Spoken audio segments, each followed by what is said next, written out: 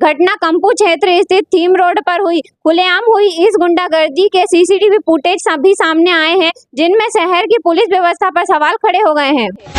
Madhya Pradesh high court की ग्वालियर खंडपीठ ने करीब 29 सालों से पेंडिंग चल रहे जेसी मिल्स लिमिटेड के परिसमापन मामले में एक अहम फैसला सुनाया है। जस्टिस आशीष श्रोती की एकल पीठ ने मजदूर कांग्रेस की तरफ से दाखिल 3 अंतरिम आवेदनों का निपटारा करते हुए साफ कर दिया है कि 7,839 पूर्व कर्मचारियों के जिन दावों का निपटारा पहले ही किया जा चुका है, उन्हें अब दोबारा स्वीकार नहीं किया जाएगा।